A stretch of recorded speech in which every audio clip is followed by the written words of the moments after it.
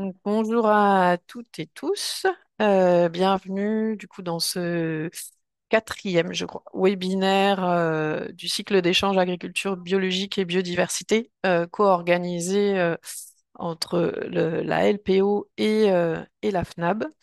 Et donc aujourd'hui, donc ce webinaire est dédié à la thématique renard, fouine et belette, nuisibles ou alliés, qui va être présenté par Jeanne et Anne-Laure de Bio de PACA, donc Jeanne Delhommel qui est chargée de mission biodiversité et climat, et Anne-Laure Dossin, chargée de mission arbo et réglementation. Et juste avant qu'on rentre dans le vif du sujet, on vous propose avec Sophie de vous faire un petit récap des prochains webinaires qui vont avoir eu lieu, qui sont du coup dans le cadre de la convention LPO-FNAB signée l'année dernière, euh, pour vous présenter du coup cette deuxième session, du coup les webinaires qui vont avoir lieu tout le long de l'automne. Du coup, Sophie, je te laisse présenter Oui, merci. rapidement. Donc, Sophie Raspail de la LPO. Donc, donc là, aujourd'hui, voilà, c'est Biopaca qui présente le projet. Et ensuite, il y a trois autres webinaires qui sont prévus d'ici la fin de l'année. Donc, le suivant, c'est le mardi 14 octobre sur l'accompagnement de ferme Terre de Liens, donc avec une expérience, un retour d'expérience en Bourgogne-Franche-Comté. Ensuite, le 18 novembre, donc un projet développé en Nouvelle-Aquitaine. Et donc là, ce sera un retour d'expérience par la délégation territoriale Poitou-Charentes. Donc, c'est aidons les agriculteurs à préserver la biodiversité sur leurs fermes. Et ensuite, le dernier de l'année, ce sera sur l'animation du collectif Paysans de Nature en Bretagne. Donc, voilà les trois prochains. Après, on verra en 2026 pour d'autres projets de webinaire. Voilà. Parfait. Merci beaucoup Sophie et je m'aperçois que comme d'habitude j'ai oublié de me présenter, désolée. Donc du coup Cécile Blanc, chargée de mission biodiversité et légumes à la FNAB. Et donc sans plus tarder, on va donner la parole à Jeanne et Anne-Laure pour nous parler de renard, fouine et belette, les nuisibles ou alliés. Du coup Jeanne, je te laisse mettre ta présentation. Merci Cécile et bonjour à tout le monde. Je vais partager mon écran. Tac.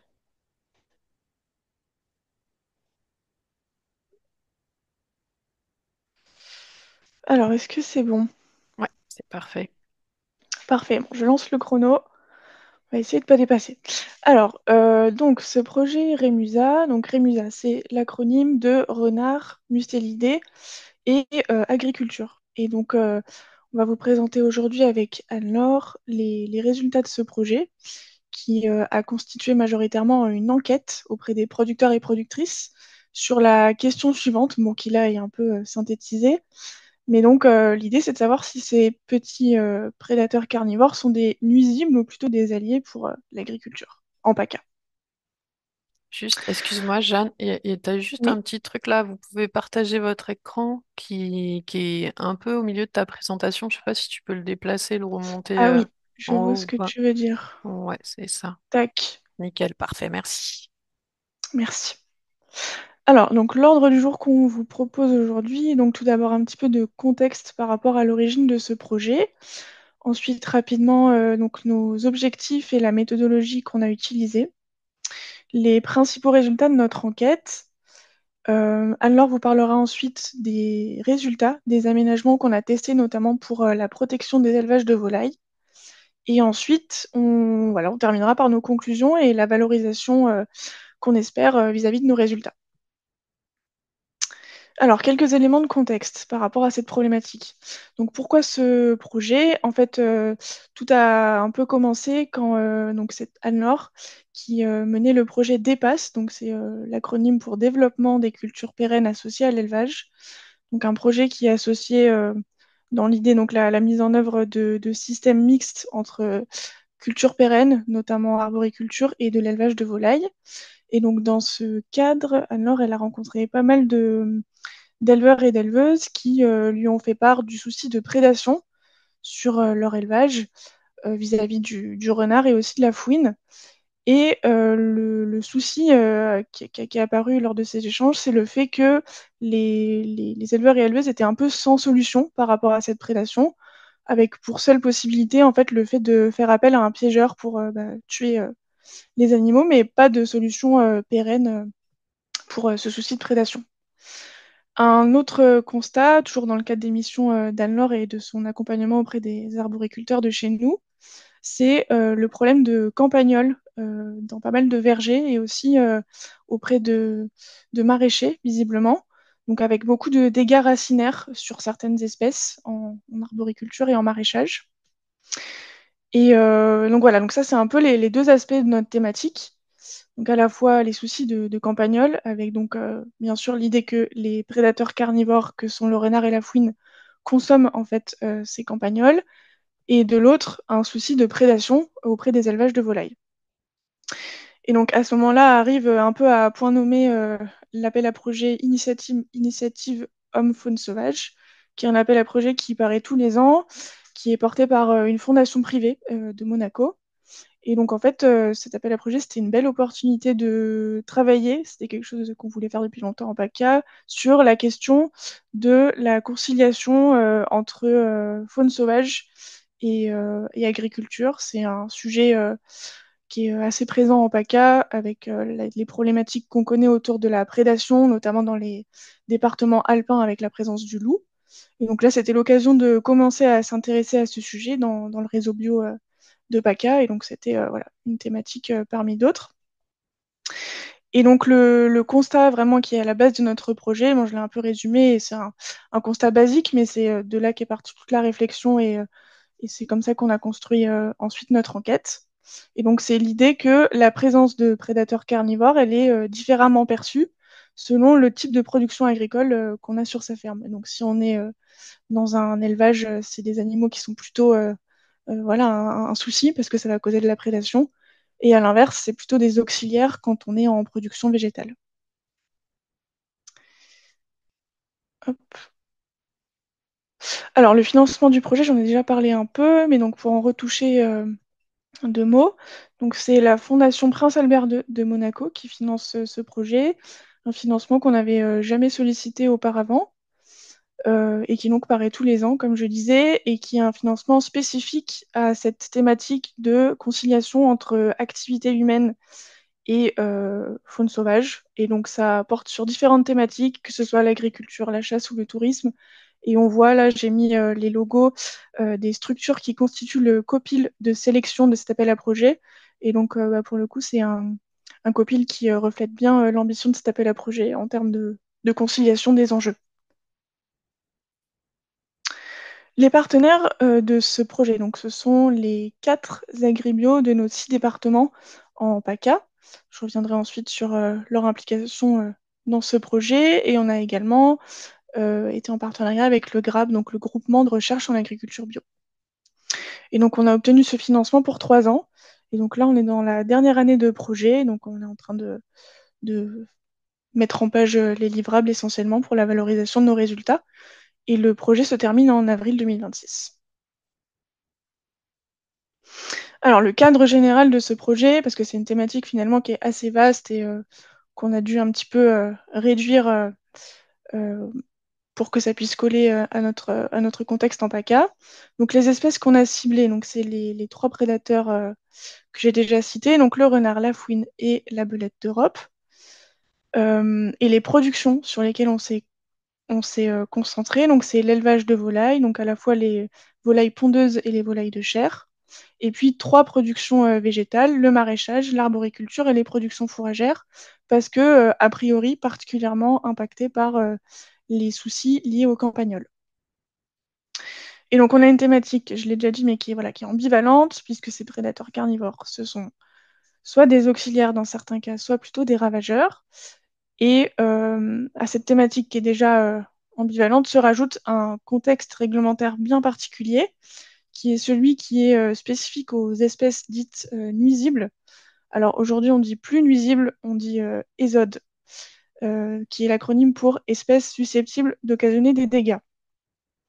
Et donc ce contexte, je vais essayer de vous le résumer en quelques mots, parce que c'est assez spécifique et Ça demande un petit peu de temps pour saisir les particularités de tout ça. Mais donc, en fait, le renard roux et la fouine, ce sont des espèces qui sont gibiers. C'est des espèces chassables en période classique d'ouverture de la chasse. Donc à l'automne et en hiver essentiellement. Mais donc c'est des espèces gibier, même si on ne les consomme pas parce que ce sont des carnivores. Et par-dessus cette classification en tant que gibier s'ajoute une classification en tant que ésode ou nuisible qui implique des mesures de destruction, parce que c'est ça le mot qui est employé par la réglementation, supplémentaires au fait d'être chassable.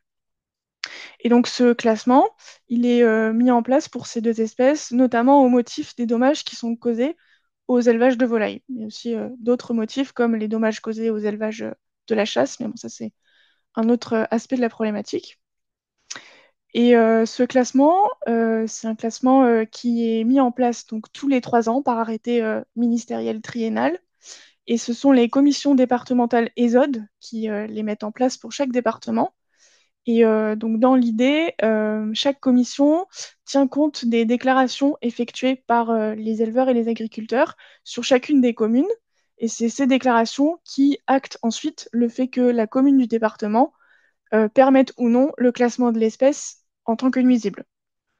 Bon, tout ça est un peu complexe, mais peut-être qu'avec des illustrations. Voilà. Là, j'ai l'illustration de ce que ça donne, en fait, cet arrêté, l'application de cet arrêté ministériel pour la période 2023-2026 pour la régulation du renard roux. Donc, c'est une régulation qui s'effectue par tir, piégeage et déterrage sur donc les 6 départements que vous voyez de PACA, la région PACA. Et donc, on a en blanc les communes pour lesquelles la destruction de l'espèce est autorisée uniquement en période d'ouverture de la chasse. Donc c'est ce que je vous disais précédemment sur le fait d'être une espèce gibier finalement. Et donc c'est ce qui fait figure d'exception en PACA. Et par contre, on a en rouge donc la quasi-totalité des communes en PACA où la destruction de l'espèce est autorisée toute l'année. Donc indépendamment de la période de reproduction et donc par tir, déterrage et piégeage. Euh, voilà, actuellement la gestion du renard, ça ressemble à ça chez nous. Et donc nous, notre question, la question qu'on s'est posée avec Anne-Laure face à ces données, c'est en fait, est-ce qu'il y a vraiment eu des déclarations de dégâts de la part d'éleveurs sur toutes ces communes en PACA? Donc ça, c'est quelque chose qui nous étonne au vu de la répartition qu'on connaît de la filière volaille chez nous. Et à l'inverse, on s'est posé la question, mais comment font les producteurs donc en arboriculture et en maraîchage, donc les personnes qui ont des dégâts de campagnol, comment on fait si sur toutes les communes en PACA toute l'année, il y a la régulation de ces prédateurs, sachant qu'en agriculture biologique, on se repose sur les équilibres écosystémiques pour réguler les ravageurs. Donc c'est de là aussi que part la réflexion de notre projet. Et donc même chose pour la fouine. Donc la fouine est moins régulée en PACA, elle est plutôt considérée comme une espèce gibier dans la plupart des départements et comme une espèce nuisible dans le département du Vaucluse et du Var. Et donc on voit là aussi que visiblement le principe de classement des communes, euh, là on est sur un classement qui binaire en fait entre les départements qui ont acté le fait que l'espèce était nuisible sur leur territoire et les départements où c'est pas trop le cas, sans vraiment visiblement a priori prendre en compte le point de vue des agriculteurs, si ce n'est dans le département des Bouches-du-Rhône où on voit que là il y a à l'inverse beaucoup plus de nuances et donc a priori une bien meilleure prise en compte des remontées des agriculteurs. Donc voilà, donc j'espère que c'est pas trop embrouillé tout ça. On va continuer sur les objectifs et la méthodologie, peut-être que ça éclaircira encore un peu la problématique. Alors, les objectifs de notre projet. Donc, notre premier objectif, en fait, avec le projet Remusa, c'est de donner la parole aux agriculteurs et agricultrices bio sur ce sujet, en fait, sur la gestion de ces espèces, en fonction de son statut, donc si on est un éleveur ou si on est un producteur en arboriculture, maraîchage et fourrage. Et donc, c'est là que notre projet, en fait, s'est principalement décliné en une enquête. Ensuite, on a voulu aussi donc tester des aménagements. Et donc là, c'est Anne-Laure qui vous parlera des résultats. Et donc l'idée, c'était de voir à quel point on pouvait tendre vers une conciliation entre agriculture et faune sauvage, et donc notamment auprès des élevages.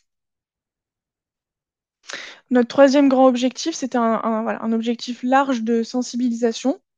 des producteurs et productrices au rôle finalement de ces animaux carnivores dans l'agroécosystème. Alors on a parlé de petits mustélidés, là c'est la catégorie de mammifères qui englobe en fait la fouine et la belette. Sachant que dans la suite de notre présentation, vous verrez qu'on parle plus de fouine que de la belette d'Europe, tout simplement parce que c'est un animal, la belette, qui visiblement cause moins de soucis de prédation aux éleveurs et qui est moins observée en fait sur les fermes de manière générale. Et c'est aussi une espèce qui n'est pas classée, à l'inverse de la fouine, comme nuisible en PACA. Et notre dernier grand objectif, en fait, c'est permettre la prise en compte des spécificités de l'agriculture bio en vue de la révision de la réglementation ESOD qui aura lieu en 2026. Et donc, par spécificité de l'agriculture biologique, on entend le fait que les volailles en bio donc, sont élevées en plein air pour au moins un tiers de leur existence. Et donc ça, a priori, ça favorise la prédation, notamment sur les parcours de volailles. Et la deuxième spécificité, c'est le fait qu'en bio, donc la lutte chimique pardon, contre les campagnols est proscrite. Et donc ça nécessite de pouvoir se reposer sur d'autres moyens de lutte. Alors, maintenant, la méthodologie qu'on a utilisée pour l'enquête. Donc, l'enquête, c'était un formulaire en ligne qui a été disponible pendant une année, donc l'année dernière. L'outil qu'on a utilisé, c'est Google Forms. Et donc, cette enquête, elle a porté sur les 6 points là, que vous voyez résumés sur le petit calepin à droite. Donc, c'était voilà, pour avoir les réponses des producteurs sur les 6 points suivants. Donc, le fait de recenser déjà la présence ou l'absence des dégâts de campagnol, côté végétal, côté filière végétale, et à l'inverse, de recenser la présence ou l'absence de prédation en élevage de volailles.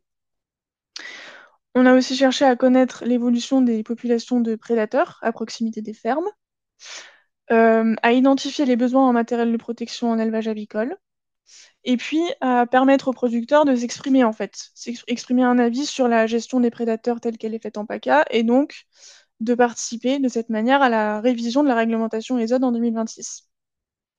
Donc cette enquête, elle a été massivement relayée par nos partenaires, qu'on remercie parce que c'est grâce à ça qu'on a pu obtenir 270 réponses à l'enquête.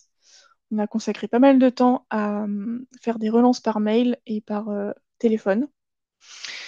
Et donc ensuite, un des premiers traitements de ces données, ça a été de les géolocaliser. Donc j'ai attribué une localisation, donc des coordonnées géographiques à chaque réponse pour pouvoir en fait réétablir les cartographies que je vous ai montrées précédemment avec la gestion actuelle du renard et de la fouine en PACA avec toutes ces communes en rouge. L'idée, c'est de refaire la même chose, mais cette fois-ci avec le retour des agriculteurs et de voir à quel point ça correspond ou non à ce qui a été défini par l'arrêté ministériel. Voilà, et donc je vais laisser la parole à Anne-Laure pour vous présenter les principaux résultats. Donc bonjour à toutes et tous. Du coup, Jeanne, je te laisse passer les diapos? Ouais, pardon. Oui, Donc, je présente les principaux résultats. On va démarrer par les résultats en élevage de volailles. Donc, concernant les pondeuses, et on a eu 62 réponses à notre enquête en ligne et 16 réponses concernant les éleveurs de volailles de chair. Donc ça correspond à peu près, enfin, ouais, il y a beaucoup moins de volailles de chair dans la région PACA, donc c'est assez cohérent. J'en ai beaucoup moins aussi de réponses.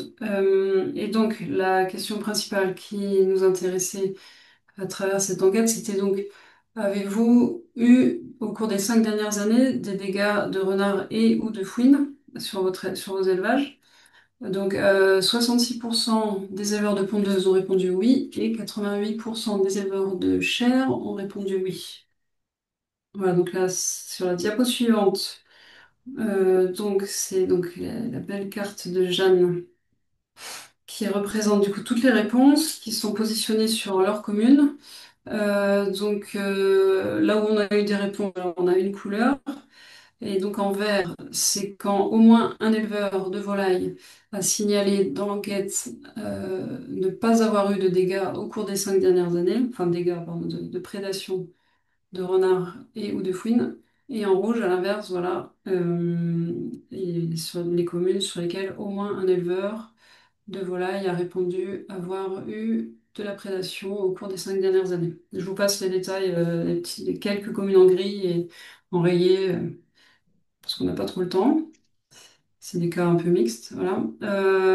Donc ensuite, quand on sait cela, que voilà, une majorité des élevages ont de la prédation, on s'intéresse aussi à savoir sur quelle intensité, quel niveau d'intensité, quelle perte. Donc concernant le renard, le taux de perte moyen annoncé hein, par les éleveurs ayant eu des dégâts au cours des 5 dernières années, donc c'est 9% de perte. Pour la fouine, c'est moins, il y a moins d'attaques par la fouine, il y a moins de fouine. C'est 3% de perte. À la droite, je vous ai mis une photo pas très jolie, mais c'était pour vous montrer un peu la réalité à laquelle sont confrontés les éleveurs quand ils ont des attaques. Là, c'était une grosse attaque qui avait eu lieu au cours d'une nuit. Un renard qui est passé sous un tunnel aménagé qui sert, enfin, qui est un vrai tunnel d'élevage, mais voilà, un tunnel qui n'a pas de fondation. Donc, le renard a creusé, est rentré dans le bâtiment en pleine nuit. Il avait tué une centaine de poules. Donc voilà, là c'est le regroupement des cadavres. Et au lendemain, je crois qu'elle avait fait venir l'assureur, etc. Donc voilà, pour les taux de dégâts, les taux de perte. Alors, du coup, quand on sait ça, qu'il y a beaucoup de prédation, on se pose la question, ok, mais comment les élevages sont protégés? Alors, on a posé pas mal de questions dans le questionnaire sur la nature des protections, donc aussi bien au niveau des bâtiments, voilà, est-ce que les bâtiments sont fermés la nuit, est-ce que les aérations sont grillagées, etc. Est-ce que c'est fermeture automatique, manuelle? Au niveau des parcours, on posait les questions, voilà, est-ce que vous avez de la clôture fixe, mobile, est-ce qu'il y a électricité? Si c'est clôture fixe, est-ce que c'est enterré, etc. Et donc avec tout ça, on a établi un barème, une note sur 4 pour la partie bâtiment et aussi une note sur 4 pour la partie parcours. On faisait une moyenne des deux notes pour obtenir une note de protection sur l'élevage. Et en faisant la moyenne de tous les élevages de pondeuses, on s'est aperçu que la note était basse, 2,4 sur 4. Donc on a conclu que globalement, enfin, voilà, globalement les élevages de PACA en poules pondeuses sont mal protégés contre l'intrusion des prédateurs. En fait, pour être tranquille, il faut avoir d'après notre barème, il faut avoir 4 sur 4. Donc là, cette photo réalisée chez une éleveuse de pondeuses, là au niveau du parcours, le renard il creuse sans souci, le grillage n'est pas enterré, il n'y a pas de béton. Il creuse sans problème en une nuit pour arriver dans le parcours. Donc bon, les volailles sur cette vache sont enfermées la nuit dans le bâtiment, mais il y en a toujours quelques-unes qui restent, notamment l'été, qui veulent dormir dehors et voilà. Elles disparaissent pendant la nuit. Donc voilà, on peut passer à la suivante. En question complémentaire, on demandait est-ce que au moment des attaques, tous les moyens de protection étaient fonctionnels ou pas? Donc dans 61% des cas, il y a dysfonctionnement des moyens de protection au moment des attaques. Et une autre question intéressante, du coup, avez-vous besoin d'aide pour renforcer, je crois que c'était posé comme ça, auriez-vous besoin d'aide ou d'un accompagnement technique et ou financier pour améliorer, enfin pour renforcer votre protection, la protection de votre élevage? Et donc 88% des éleveurs ont répondu oui. Voilà. Et donc, conséquence à tout ça, voilà. Est-ce que la protection contre les prédateurs est une charge de travail conséquente pour vous? À 85% des éleveurs ont répondu oui. Et est-ce qu'elle nécessite des investissements spécifiques? À 90%, la réponse est oui. Donc tout ça pour dire qu'évidemment, concilier, enfin voilà, pour vivre avec la faune sauvage, quand on est éleveur, ça demande du temps et de l'argent. Donc je vous présente pas les résultats en poulet de chair parce que c'est les mêmes en fait, c'est vraiment des réponses similaires. Donc ensuite, au niveau des filières végétales, les réponses des agriculteurs qui ont répondu. Donc on a eu 151 réponses en arboriculture fruitière, 161 réponses en maraîchage, 72 réponses en fourrage. Et donc sachant qu'il y a des producteurs qui peuvent avoir plusieurs productions. Ils ont répondu à tous les questionnaires. Et il y en a aussi d'ailleurs qui ont à la fois du maraîchage et de l'élevage, par exemple, ou de l'arboriculture et de l'élevage, etc. À chaque fois, ils remplissaient l'ensemble du questionnaire. Euh, donc là, pareil, la question la plus importante de notre enquête, ce qu'on voulait savoir à travers cette enquête, comme expliquait Jeanne tout à l'heure, c'est est-ce que les campagnols sont un problème pour vous? Est-ce que vous avez des dégâts? 44% des arboriculteurs ont répondu oui, 64% des maraîchers ont répondu oui et 36% des producteurs de fourrage ont répondu oui. Sur la diapo suivante. Donc là, je vais faire un petit focus sur quelques diapos sur les maraîchers, car on n'a pas le temps de tout présenter. Et c'est eux qui ont, voilà, c'est eux qui ont le plus répondu, c'est eux aussi qui ont le plus de qui ont le plus de dégâts. Euh, donc pareil, sur cette carte, on voit sur les communes colorées, donc en vert, c'est quand il y a au moins un maraîcher sur la commune qui a signalé ne pas avoir de dégâts de campagnol. Et en rouge, c'est quand il y a au moins un maraîcher sur la commune qui a signalé avoir des dégâts. Bon, là, on voit des communes zébrées, là. Bon, c'est écrit dans les légendes, là, c'est qu'il y a plusieurs maraîchers qui ont répondu sur la même commune, en zébré rouge et vert, donc il y a plus de maraîchers qui ont des dégâts que d'autres qui n'en ont pas. Et en gris, il y a quelques communes en gris où là, c'est équivalent. Il y a plusieurs maraîchers sur la commune avec autant qui ont dit avoir de dégâts que d'autres qui ont dit ne pas avoir de dégâts de campagnol. Concernant les espèces de légumes, du coup, on voulait savoir si le campagnol causait plus de soucis sur telle ou telle espèce de légumes. Donc en noir, vous voyez, enfin, en fait là, voilà, vous avez l'ensemble des espèces qui ont été le plus souvent citées par les maraîchers, qui ont des dégâts de campagnol. Et donc les histogrammes en noir, c'est l'occurrence, hein, le nombre de fois cité. Donc là, c'est la carotte, l'artichaut, puis patate douce et pommes de terre qui sont le plus souvent cités. Et la courbe en rouge, c'est le taux enfin, pourcentage moyen de perte de récolte. Alors, on a globalement un taux là entre 5 et 15 jusqu'à 30 et un pic pour l'artichaut qui est le légume préféré des campagnols avec un taux de dégâts de 60%. Et on avait des espaces commentaires dans l'enquête, c'est plusieurs maraîchers nous ont signalé ne plus cultiver du tout d'artichaut à cause des campagnols. Voilà, donc bon, les maraîchers, comme les autres, luttent contre le campagnol. Ils travaillent le sol pour les déranger. Ils ont des chats, souvent des chats ou des chiens. Ils ont conscience qu'il faut un maximum de haies, etc., pour favoriser les prédateurs du campagnol. Ils mettent des perchoirs pour les rapaces, etc. Certains aussi utilisent des pièges à guillotine, hein, les fameux pièges Top 4, qui d'ailleurs, entre parenthèses, alors, on avait posé la question dans le questionnaire concernant la belette, parce que la belette, c'est vrai que voilà, on en parle peu dans le projet au final, parce que on a posé la question, mais les agriculteurs n'en voient pas. Je crois qu'il y en a un seul ou deux qui ont répondu en voir des maraîchers ou des ormeaux. Et on avait posé la question parce qu'avant l'enquête, j'avais entendu dire que le piège top 4 pouvait piéger la belette, parce que la belette, c'est un prédateur spécifique du campagnol et elle utilise les mêmes galeries. Donc en fait, on s'est dit, si les campagnols ils sont piégés, forcément la belette elle va se faire piéger aussi. Et donc on a posé la question dans le questionnaire et heureusement, on a eu aucune personne nous a dit avoir piégé une belette une fois dans son top 4, à part cette personne qui m'avait dit ça avant qu'on mette en place l'enquête. Bref, c'était une parenthèse pour la belette, dont on parle pas finalement dans la suite. Du coup, par rapport à ces moyens de lutte, on posait des questions. Est-ce que la lutte contre le campagnol est une charge de travail conséquente pour vous? Donc, à 51%, les maraîchers ont répondu oui. Et est-ce que la lutte contre le campagnol induit des investissements spécifiques? Donc à 56%, les maraîchers ont répondu oui. Donc en l'occurrence, c'est quasiment tout le temps les pièges top 4. Euh, donc là, on revient à toutes les filières végétales, donc aussi bien les maraîchers que les arbos et les producteurs de fourrage. Donc on voulait savoir quel était un peu leur avis et leur connaissance de cette gestion des ésodes. Donc, la majorité, donc au niveau des réponses, la majorité des cultivateurs n'a pas d'échange avec les acteurs du monde de la chasse.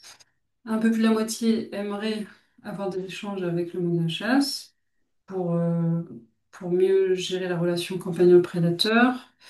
Et leur avis sur les prélèvements de ces espèces, donc la grande majorité, 65%, n'ont pas connaissance du tout de la gestion des prélèvements de renards et de fouines effectués sur leurs parcelles ou à proximité. 22% ont connaissance du coup et trouvent qu'ils sont trop importants. Voilà. Et je passe je crois que c'est la dernière diapo concernant les résultats de l'enquête. Alors là, je reviens sur les éleveurs avec avec des questions équivalentes sur leur connaissance et leur avis sur la gestion des ésodes. Alors, 66% des éleveurs de volailles n'ont pas d'échange avec les acteurs du monde de la chasse. 8% d'entre eux sont habilités à piéger. 69% des éleveurs n'ont pas connaissance de la gestion des prélèvements de renards, fouines et belettes sur leur commune ou leur parcelle. Et 77% pensent qu'une coexistence entre leur élevage et la présence de ces animaux prédateurs est possible en se protégeant mieux. Là, il y avait une case commentaire, où il y a pas mal d'éleveurs qui nous expliquaient ça. Oui, ok, mais en se protégeant bien. Donc voilà pour la partie enquête. Voilà, bien sûr, on en reparlera après si besoin, et puis vous pourrez avoir les résultats avec le rapport, etc. Et donc, je vais vous parler rapidement des aménagements qu'on a testés voilà, dans le cadre de ce projet Rémusa. Alors, on a principalement testé du coup des aménagements chez les éleveurs destinés à renforcer la protection des élevages contre la prédation par les renards. On avait cherché des éleveuses, alors pas trop loin des bureaux non plus, parce qu'il allait falloir y aller pour installer du matériel, ça a pris pas mal de temps. Et on a trouvé trois éleveuses, désolée pour la parité, mais il s'est trouvé qu'à chaque fois c'était des femmes qui avaient un peu la même problématique. Donc le renard à chaque fois passait en dessous. Alors chez deux, il creusait en dessous du grillage du parcours. Et chez une autre, c'était celle que je vous ai montré, dont je vous ai montré les poules tout à l'heure. Les poules mortes, voilà, ils passaient sous les bâtiments. Donc, en discutant avec des éleveurs rencontrés au cours de l'enquête, parce qu'on allait pas mal sur le terrain aussi pendant l'enquête, et aussi avec un piégeur d'une des trois éleveuses, qui est voilà, spécialisé à piégeage renard, qui connaît bien le comportement du renard. Donc, on a testé l'ajout d'un grillage à plat au sol, 1 mètre de large au minimum, pour en fait tout simplement pour empêcher le renard de creuser. Et donc on a testé voilà, chez deux. Voilà, donc au niveau des parcours, ça fonctionne, enfin voilà, ça fonctionne très bien. Il faut vraiment 1 mètre minimum de large parce que sinon, comme le renard creuse les tunnels, il s'arrête en fait à 60-80 cm, il s'arrête. Donc on a testé ça effectivement chez une, il a réessayé, mais il s'est arrêté à peu près à 60, il a fait demi-tour. Et au pied des bâtiments, pareil, si les bâtiments sont pas, s'il n'y a pas de fondation en béton, etc., en mettant ça au pied des bâtiments, voilà, tout simplement, le renard peut tout simplement pas creuser. Et donc, s'il peut pas creuser, bah, il va chercher à grimper. Donc, sur les deux parcours des deux éleveuses, on a ajouté l'électricité en haut. Donc, il faut 6 000 volts, pas en dessous. Et il faut vraiment contrôler régulièrement le voltage avec un testeur spécifique clôture. Donc voilà, on a mis en place ça il y a plus d'un an, ouais, un peu plus d'un an. Et on a des retours très positifs. Voilà, il y a plus d'attaques. On a mis des pièges photos pour contrôler un peu. On voit des renards passer. On n'a pas réussi à avoir des renards, à avoir en image le renard qui creuse et qui fait demi-tour, hein. Mais bon, en tout cas, on les voit passer et il rentre plus. Voilà, donc ça, c'est des aménagements pas très coûteux. Sur le rapport, il y a les coûts. Il y a un tableau avec les coûts. C'est pas très coûteux, ça prend du temps quand même par contre. Ça, c'est vrai que ça prend du temps. C'est ce dont manquent les éleveuses, surtout. Bon, un peu d'argent aussi. Donc voilà, l'idée après, ce serait de trouver des financements pour tout ça. Voilà, et donc un deuxième type d'aménagement qu'on a testé, donc rien à voir avec le renard là, et la prédation sur les volailles, c'est au contraire favoriser la venue des mustélidés sur les parcelles où on a des problématiques de campagnols, notamment donc en proposant des gîtes à mustélidés. C'est Jeanne qui a fait ça sur deux exploitations qui avaient une grosse problématique campagnole. Donc voilà, des petits nids douillet avec des branchages trouvés sur place. Et voilà, il faut faire tout un réseau. Là, c'est une parcelle particulièrement dépourvue d'infrastructures agroécologiques. Donc, elle a installé 6 gîtes comme ça, espacés de 50 mètres chacun, sur cette ligne là que vous voyez.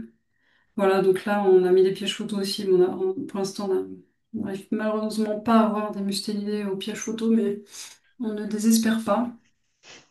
On a mis des tunnels à empreintes aussi, avec du charbon, etc. Voilà, pour l'instant, on n'a pas réussi à prouver que c'était fréquenté, mais bon, il faut peut-être un peu de temps aussi pour que les animaux s'habituent.